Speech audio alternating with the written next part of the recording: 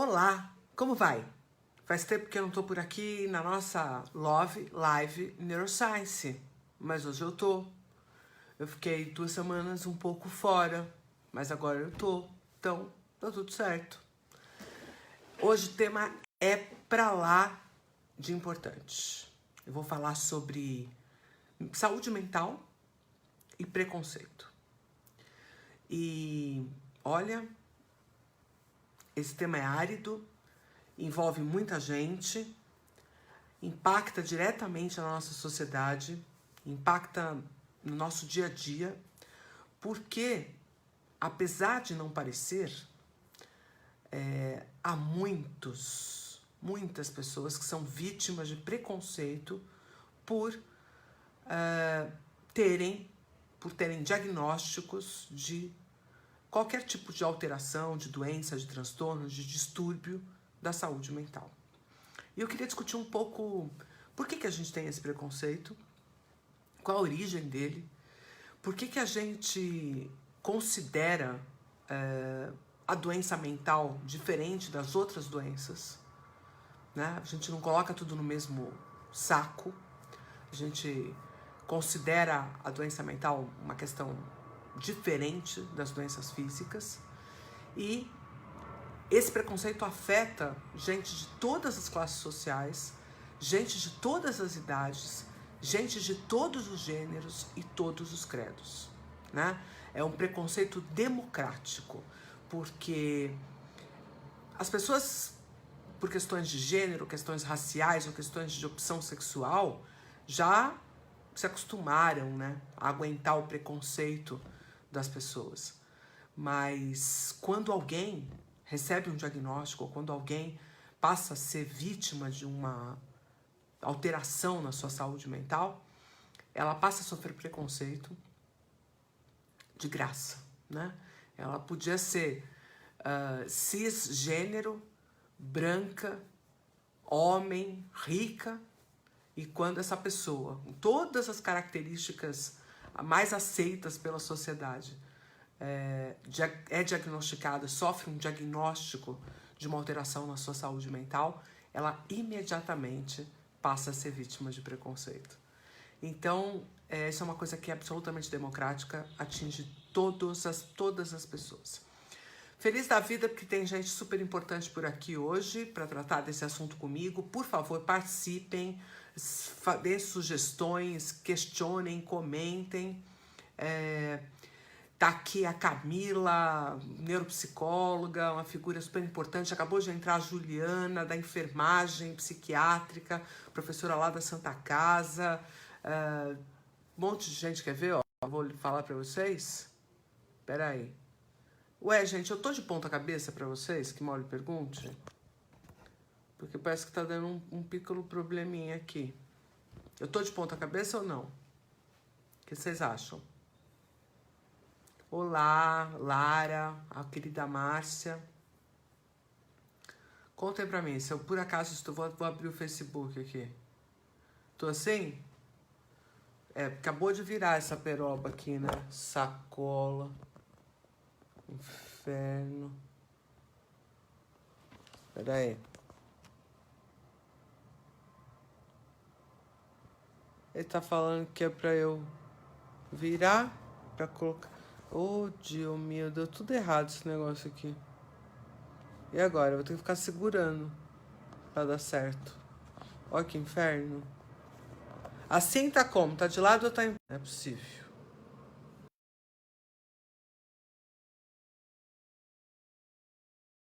Pau. Tô de lado. Pera aí. Nós já vamos dar outra solução.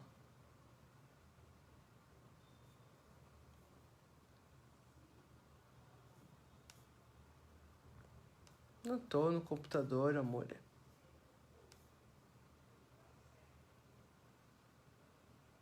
Ué, agora tô reta. Mas eu vou ter que ficar segurando. Olha que inferno da nuvem aqui, ó. Tem que ficar aqui, ó, parecendo um 2 de pausa enquanto eu falo. Arrumei, eu virei de propósito, virei com as mãos. Não, ó, eu não tô mexendo, ó. O que eu mexo? Ó, E agora? Pronto. Vambora. Bom, só assunto é sério, vocês ficam com palhaçada agora. Vamos falar os negócios direito aqui, gente. Não é brincadeira, não. Vamos lá. Então, eu tava falando o seguinte, quando eu comecei essa minha conversa, tava contando pra vocês o quê? Que nós temos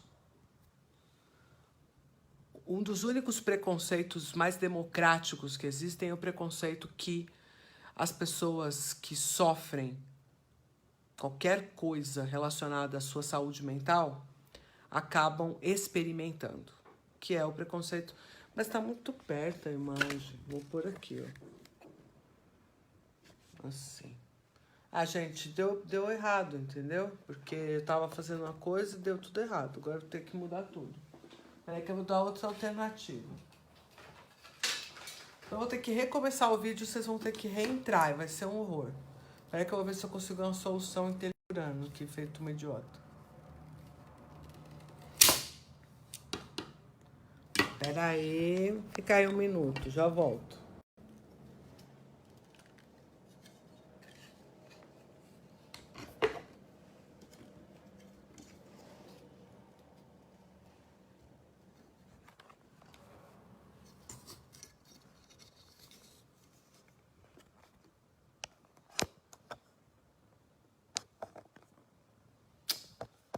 Hoje eu não tô bem aqui, pessoal.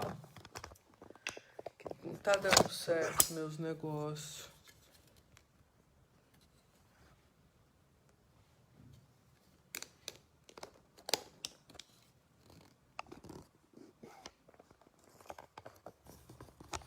Não vai dar certo.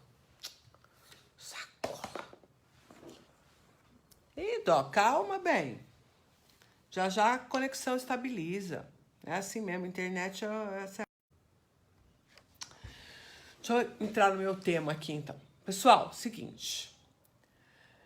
Tem alguma questão relacionada à saúde mental? Sofrem preconceito.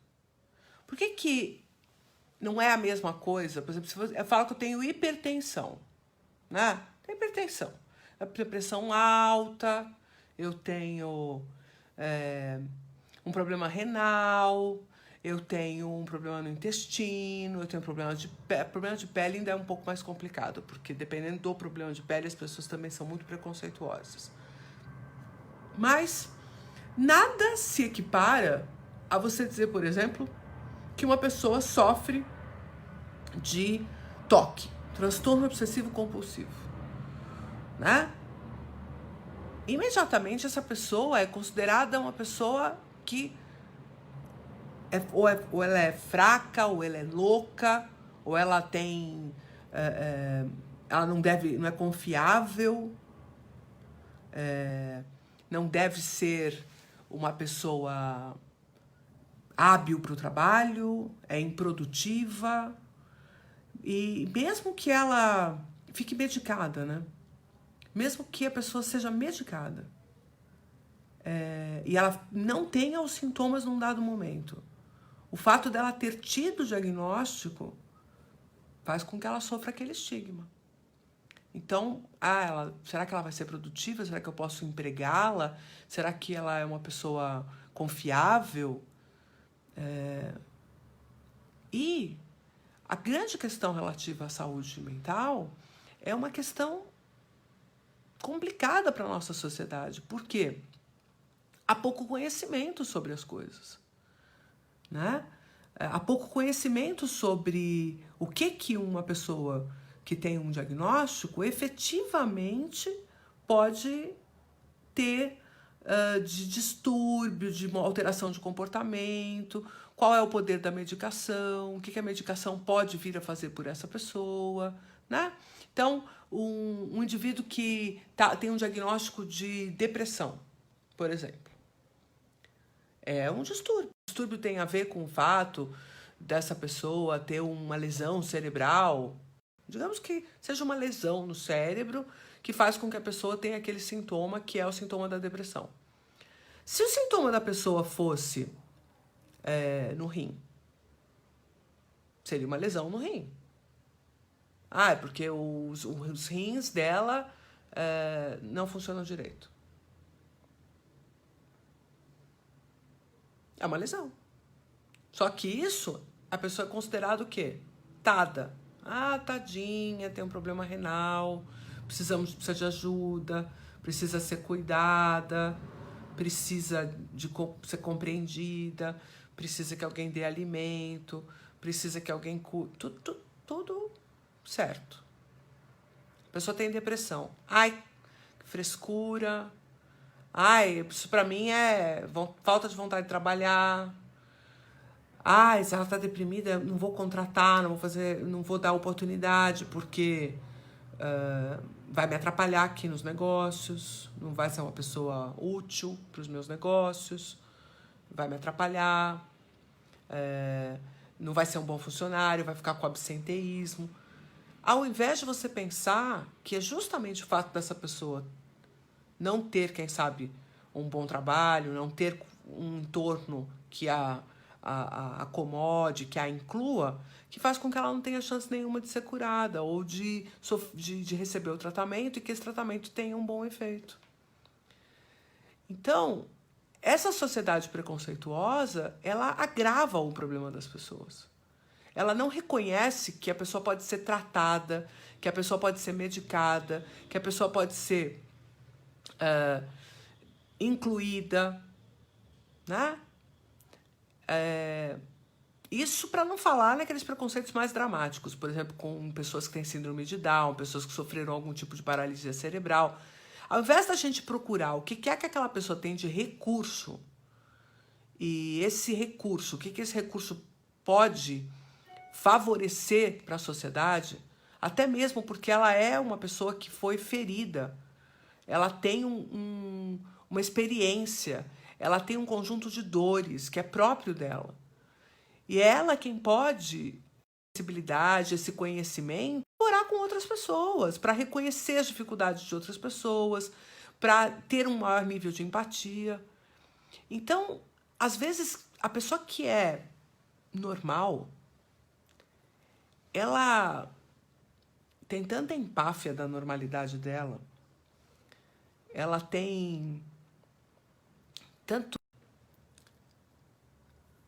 tanto desconforto com ela, que ela é incapaz de absorver a diversidade, ela é incapaz de absorver as nuances do ser humano. E por isso mesmo ela vai ser incapaz de perceber até mesmo as suas nuances próprias. Ela vai ser capaz de... não vai ser capaz de reconhecer os momentos em que ela está frágil. Vai ter uma soberba da normalidade. E por isso mesmo vai ficar muito mais frágil. Frágil em relação à saúde mental é eu não saber o quanto que a minha saúde mental tem dores. Todos nós, mesmo aqueles que nunca tiveram um diagnóstico psiquiátrico, tá? Eu nunca tive um diagnóstico psiquiátrico. Nunca tive. Não porque, de fato, eu não tenha, quem sabe, a necessidade da minha infância. Nos dias de hoje, eu teria sido medicada para TDAH. Vocês não tenham nem dúvida disso, tá? Sou condição sine qua non. E eu acho que a minha condição era uma condição muito voltada para uma dinâmica emocional que eu tinha de pequena, porque eu tive, de pequena, algumas dificuldades, especialmente no que diz respeito, porque minha mãe se acidentou e eu fui criada uma boa parte da minha infância pela minha bisavó. E óbvio que isso gerou ali uma dinâmica de uma autoestima baixa, né? Porque razão, eu não, né? Aquelas coisas que criança organiza. Minha mãe não gosta de mim, minha mãe, né? Aquelas coisas que criança organiza na cabeça delas. E aí, muito provavelmente, eu ficava o tempo inteiro querendo ser agradável, eu queria agradar os adultos, e meu foco era outro, que não tinha nada a ver com a escola e tal. Apesar de que eu não ia mal na escola, né? E acho que por isso que eu nunca fui efetivamente diagnosticada, porque eu não tinha um prejuízo escolar diretamente associado àquela agitação, àquela inquietude, àquela pilha, né, que era muito, muito grande. Mas, em outros momentos da minha vida, na adolescência, por exemplo, na virada da adolescência para a idade adulta, eu tive até problemas de pele, etc. e tal, bastante associados a uma condição dessa transição da adolescência. Eu teria sido uma adolescente dessas que... né, porque ninguém tinha essas ideias de automutilação naquela época. Não me lembro que ninguém que se automutilava, mas não sei não se alguém tivesse dado a ideia, se não seria uma forma também de eu me expressar. Então, por que eu tô contando isso pra vocês? Não é porque eu tô fazendo essa minha vida, mas é porque mesmo eu, que nunca tive um diagnóstico, Carla, não me considero uma pessoa que que tenha zero de transtorno de saúde mental, ok? Olha lá. Óbvio que eu não posso me comparar a pessoas que têm diagnósticos de doenças que são graves, porque eu estaria sendo, inclusive, leviana, ok? Fazendo uma bobagem dessa. Existem diagnósticos que são muito complicados. Mas o que eu queria chamar a sua atenção? Por o seguinte fato, os que vivem essas dimensões de problemas com a sua saúde mental, se recuperarem. Essa é a responsabilidade que a gente tem e que a gente tem dificuldade de assumir. Por quê? Agora há pouco a própria Juliana, que é uma enfermeira super especialista em psiquiatria, professora de enfermagem psiquiátrica, acabou de contar pra gente que existem pacientes que não tomam a medicação que deveriam tomar porque tem medo de perder o emprego. Não foi isso que você falou aqui? Deixa eu caçar aqui Aí, ó. Já vi pacientes pararem com a medicação e essas pessoas vão sofrer sem a medicação. Elas vão tentar manter um padrão normal de comportamento sem poderem, sem conseguirem, sem terem recursos para isso. Enquanto que reconheça que os distúrbios da saúde mental são uma condição da humanidade, está dentro da nossa condição de ser humanos, porque, na verdade, ter uma consciência sobre quem somos, o que pensamos, de onde viemos, o que significamos, é muito fragilizante. E isto pode acarretar diferentes transtornos. E aí o que vai acontecer? Dessa fragilidade da nossa saúde mental por conta de tantas dimensões diferentes, sociais, culturais, relacionais, de gênero, de opção sexual, tanta coisa, né, a ser resolvida pela humanidade, a ser resolvida, cresce, se desenvolve, que quando a gente não acolhe a saúde mental, isso fragiliza a nossa chance de, através do autoconhecimento, através do tratamento adequado, através da busca por profissionais capacitados, efetivamente receber as medicações adequadas, tomar as medicações adequadas sem considerar que isto é uma fragilidade, não é? É perda de tempo, é desuso, porque a medicina avançou, a farmacologia avançou. Quando eu comecei a fazer o segundo ano da faculdade, para quem não sabe, eu fiz veterinária, né? E eu estava no segundo ano da faculdade fazendo as disciplinas básicas, que são comuns a várias áreas da... E uma dessas disciplinas é a farmacologia. Eu fiquei tão encantada com o que a farmacologia havia descoberto e quais eram os recursos da farmacologia, quase que, sabe, como se fosse capaz de tirar com a mão. A primeira classe de drogas que me encantou profundamente foi a classe dos antipsicóticos. Ainda sobre o que aquilo de fato significava, mas eu fiquei encantada com a história da saúde mental, dos psicóticos, das pessoas que ela amassou nos sanatórios, sendo colocadas para se degladiarem como galos de rinha, de briga, de galo, comendo no mesmo lugar que defecavam, nus muitas vezes, porque podiam usar as roupas própria forma de autoflagelo ou de heteroflagelo, né? de auto e heteroagressão. E aí as pessoas tomavam o antipsicótico e tinha remissão dos sintomas. Essas pessoas iam para casa. Você sabe o que significa uma pessoa que tem psicose não tomar uma medicação porque a sociedade é preconceituosa e essa pessoa não consegue ter entorno suficiente para assumir, para compreender sua própria doença. Nós não temos cultura sobre saúde mental. Então, quando uma família recebe em seu seio um jovem, o preconceito destrói essa família. E eles teriam recursos relativamente acessíveis para tirar aquela pessoa daquele quadro. A ciência já tem esses recursos e o preconceito impede. Um garotão que não consegue gerar um sistema atencional adequado. 5% das nossas crianças têm um distúrbio do desenvolvimento chamado déficit de atenção e hiperatividade, transtorno do déficit de atenção e hiperatividade.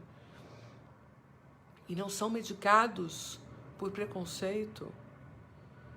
Eu entendo que existem diagnósticos a mais, quem sabe, não é? Mas, ok, como você não pode medicar uma pessoa adequadamente porque você tem preconceito do diagnóstico dessa pessoa? A Ju Fernandes, né, contando aqui que tem o filho diagnosticado com 2 transtornos que são chatos de lidar, mas que são tratáveis.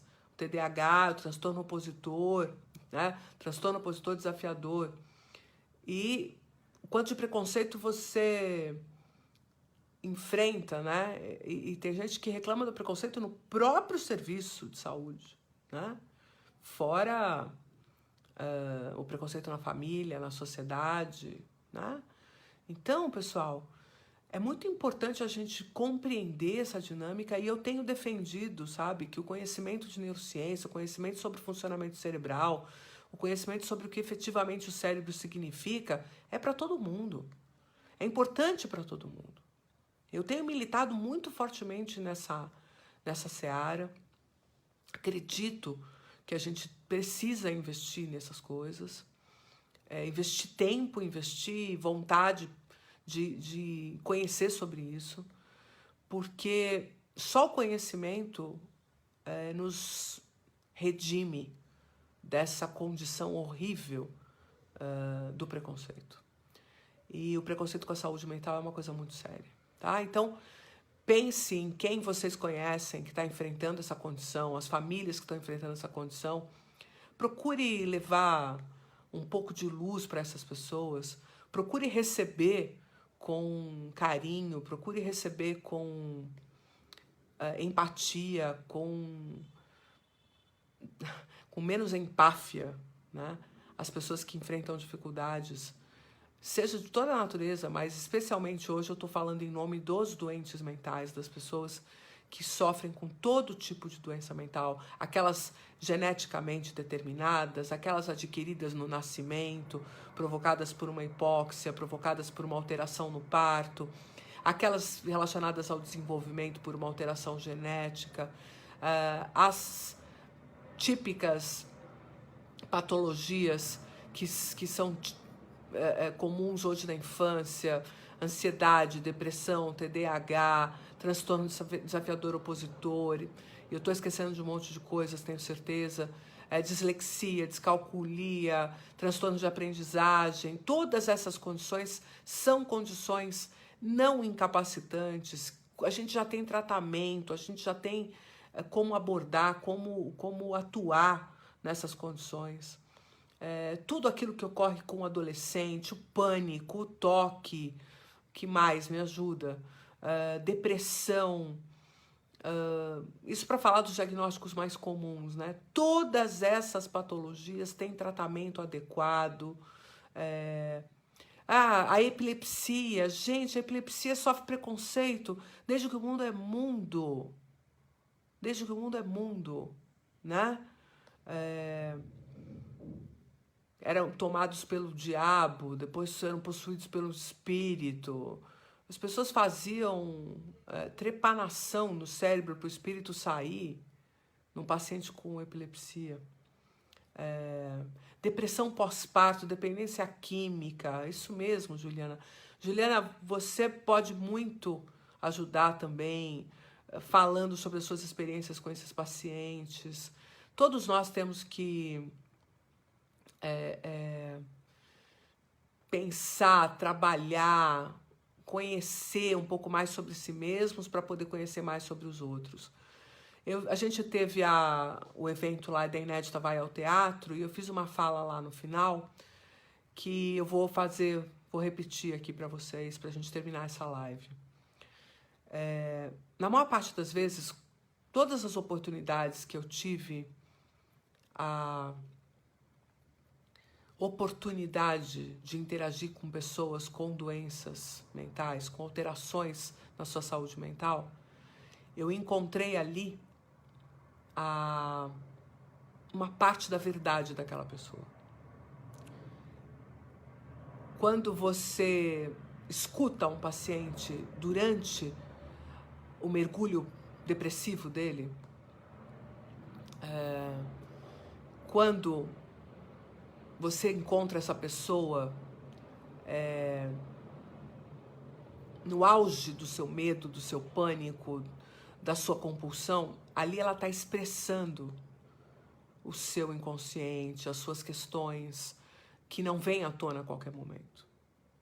Então, é na loucura que existe espaço para você encontrar uma parte, um pedaço, um segmento de você que não fica à luz, né? Que não fica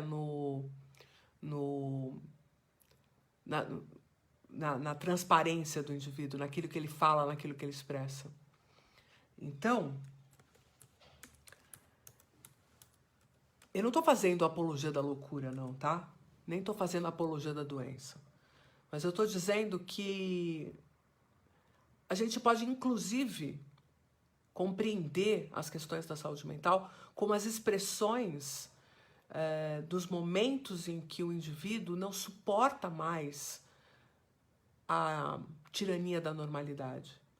Onde por algum poro, por algum espaço, por algum lugar, precisa escapar aquilo que ele engoliu, aquilo que ele não pôde trabalhar, aquilo que ele não pôde viver.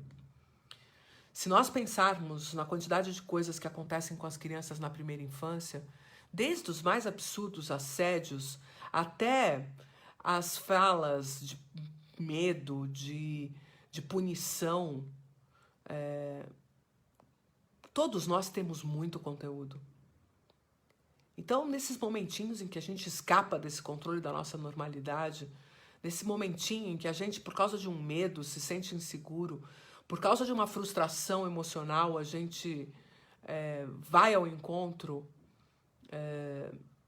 dos nossos buracos, esses momentos são raros e preciosos. Se tudo for tratado como preconceito, alteração, a não normalidade, né? Se tudo isso cair nesse caldeirão, o que nós vamos continuar construindo são indivíduos cada vez mais superficiais, que têm medo de mergulhar em si, que têm medo de reconhecer quais são as suas dimensões. Existe um aspecto do ser humano que precisa ser considerado. Nós tínhamos um sistema que funcionava muito bem, mas que ganhou um recurso para funcionar melhor, que era a capacidade de entender a si próprio, antecipar o futuro, criar causas e consequências. Isso é incrível. A nossa consciência, a nossa capacidade de pensar, nossa capacidade de raciocinar e planejar. Mas isso também é a nossa bancarrota. Porque por causa disso a gente é incapaz de viver o tempo presente e a gente fica o tempo inteiro na expectativa do tempo futuro ou fica o tempo inteiro elaborando o tempo passado. E essas dimensões, passado, presente e futuro, ficam o tempo inteiro rodeando nossa mente. Isso é bom e isso é ruim. O bom disso é que a gente usufrui da maravilha de conhecer o mundo, a vida e a existência. Conhecer, elaborar, formar vínculos, ter família. né? E, por outro lado, isso também é a nossa fragilidade, e essas dimensões fazem com que essa relação da nossa consciência com a nossa mente inconsciente fiquem difíceis de serem administradas. Qualquer alteração na química, qualquer desbalanço nas relações entre a nossa emocionalidade, a nossa racionalidade, o nosso inconsciente, e esse sistema complexo, cheio de regulações delicadas, né? Ele provoca essa alteração na saúde mental. Então, saiba que quando você aponta para o outro, você não está vendo a sua dimensão mental alterada. Todos nós somos um pouquinho alterados porque temos uma consciência sobre quem somos. Quando a gente nega essa condição, a gente superficializa a existência humana e ficamos absolutamente levianos, tiranos, algozes, críticos e muito pouco empáticos, altruístas e humanos. Então, pense no preconceito que você tem contra o doente mental. Acabaram de perguntar, acabaram não, que faz tempo que eu tô tão falante hoje que eu não tô nem conversando com vocês direito, que eu tô aqui mergulhada nessa minha loucura. Mas falaram do psicopata. Você acha que uma pessoa que é um psicopata, ela não tem uma dimensão de inconsciência? Ela não foi, quem sabe, abusada? Ela não foi uma criança? Vocês se lembram daquele cara que falava que queria matar a mãe, que queria matar o pai? Essa mulher, recentemente eu fui ver o caso dela, ela tá ok, vivendo em sociedade, tudo ok com ela. Mas ela, aos 6 anos de idade, era tida como uma pequena psicopata. Mas ela tinha sido abusada do padrasto, a mãe tinha morrido. Pensa um pouco, gente. Você não sabe da história da pessoa. Ai, mas o psicopata prejudica os outros. Eu sei, você não precisa levá-lo para dentro da sua casa. Mas você precisa compreender que essa pessoa, mais do que qualquer outra, precisa de ajuda da sociedade. Precisa que a medicina possa interagir com ela. E se há preconceito, se não há compreensão, a chance dessa pessoa ter acesso a uma medicina de qualidade e realmente compreender sua doença, e realmente compreender que ela precisa de ajuda, vai ser muito mais distante. Se a gente puder não esconder a nossa saúde mental frágil, se a gente puder falar sobre ela, se a gente puder colocá-la sobre a mesa, nós provavelmente conseguiremos. Né? A maior parte dos prejuízos que a gente enfrenta vem do preconceito social, do preconceito cultural com as questões da saúde mental. Porque as pessoas se escondem com medo do julgamento da sociedade. E, na minha concepção, a partir do meu entendimento sobre o funcionamento pelas quais alguém tem um distúrbio de saúde mental, são muito semelhantes às causas e razões que levam a uma doença física. O sistema funciona de forma inadequada porque ele recebeu estímulos, porque ele recebeu condições que não foram as mais propícias para o seu desenvolvimento, éticas, sejam ambientais, sejam traumáticas, seja o nível que for, um rim pode de um determinado jeito e o cérebro pode responder de um determinado jeito. Por que ninguém tem preconceito com uma pessoa que é hipertensa e todo mundo tem preconceito com alguém que tem, por exemplo, transtorno obsessivo compulsivo, né? Então, mais humanidade, menos preconceito para tudo quanto é lado, porque mais cedo ou mais tarde pode ser você que esteja do outro lado. Ninguém de perto é normal, né? Ninguém de perto é normal. Imagina qual será o preconceito se você, por alguma razão, deprimir, por alguma circunstância, por um luto. Imagina, você perde um ente querido, você perde a pessoa que você considera dar razão para a sua existência, entra num processo depressivo por causa do luto e as pessoas te chamam de fraco, as pessoas te chamam de sem resiliência, mandam para você um livro de positivismo, pense positivo, né? Tenha gratidão, e você morrendo, enlutado, querendo morrer junto para ver se encontra com a outra pessoa do outro lado, né? É muita crueldade para uma sociedade só. Beijo, amores. Obrigada aí pelos aplausinhos, obrigado pelos comentários sensacionais. Vocês realmente me motivam a vir aqui, a conversar com vocês. De uma certa forma, eu também faço terapia quando eu venho conversar com vocês, né? Mas não posso esquecer de dizer para vocês que a gente tem procurado integrar a neurociência com muita qualidade. A Inédita tem esse propósito. Nós vamos mudar o propósito da Inédita no próximo semestre. Ao invés de colocar só neurociência, nós vamos colocar tudo que é de mais inovador no mundo, como parte do nosso trabalho de conteúdo, de cursos online, de cursos presenciais. Espero trazer grandes novidades para vocês sobre inteligência artificial, ciência de dados, marketing. Nós vamos expandir o trabalho da Inédita e conheçam mais sobre o trabalho da gente, conheçam sobre o curso Neurociência para Todos, conheçam sobre o Imersão em Neurociência, que vai ter agora no final de julho. Vale a pena, todo mundo que vem aqui acaba se conhecendo e conhecendo mais uns aos outros. O curso Neurociência para Todos é super acessível em termos de conteúdo, de vocabulário. São vídeos de 20 minutos, simples. E eu tenho certeza que se você precisa, e todo mundo precisa, se conhecer mais, a neurociência é um bom caminho. Tá bom? Um caminho que não tem essa falácia do pensamento positivo, sabe como é que é? Então, esse é o jogo. Na verdade, tem a verdade em todos os lados. Juliana, muito obrigada por você estar aqui hoje com a gente. A sua opinião é muito importante, por ser profissional da área. Obrigado para quem está vindo aqui pela primeira vez. Voltem sempre. E a gente volta na quarta que vem. Eu ando meio sem criatividade para pensar nas lives, mas vou tentar fazer uma coisa bem legal para vocês para semana que vem. Tá bom? É isso aí. Beijo grande. Hoje ficou ruim, né? Que ficou balançando o tempo todo. Que eu tive que ficar segurando aqui. Tô com o braço doendo já. Gente do céu. Senão eu ia ficar a live inteira assim, ó. Porque tava assim e aí não deu certo. Beijo. Se cuidem. Fiquem bem, viu? Até a próxima.